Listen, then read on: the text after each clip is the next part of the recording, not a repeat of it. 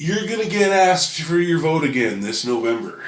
And the very same party that brought you George Bush, the Iraq War for no reason, the Tea Party, the government shutdown, and now the guys who've identified themselves that they can't even really bother to ask the scientists about the science behind their warning of a pending global catastrophe.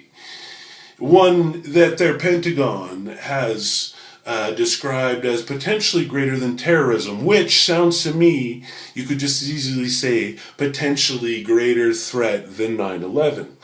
Or multiple 9/11s. Terrorism kind of, 9/11 fits in the terrorism chapeau, right? So what they're saying is they have not even looked into it.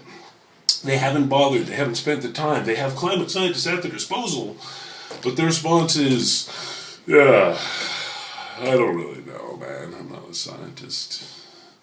That's not a response. That's lazy and sitting on your ass is one way to look at it. Another way to look at it is the abdication of your constitutional responsibilities as a United States Senator. Therefore, making it not only impossible to vote for you, but you should actually consider stepping down. And the American people absolutely must rout these people out electorally from stem to stern, from the tip of the toes to the top of your nose. Because how much more of this shit does the whole rest of the world have to put up with? Come on, man! I'm a Canadian. Hi there, how are you doing? I'm a Canadian, and you know what? We're your number one trading partners. So we wish you well economically, consistently, throughout time we wish you well, but we certainly, for very selfish purposes, wish you well economically, because when America does well economically, so do we. When my partner's profiting, of course we're both profiting. That's what we've had since we've been here.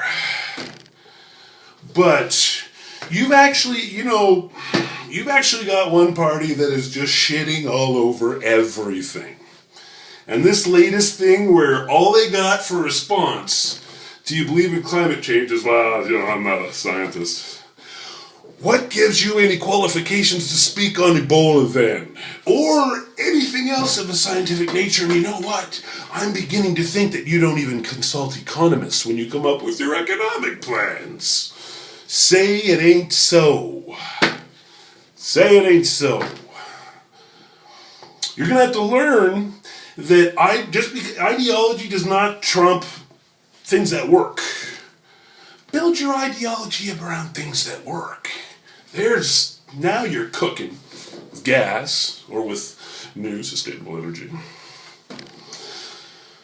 This is the Gen YYC reporting to you from the front lines of the war on information. Thanks, and have a great day. And America, get out there and vote, and don't vote for the idiots again, please. I'm your buddy. I want what's best for you too.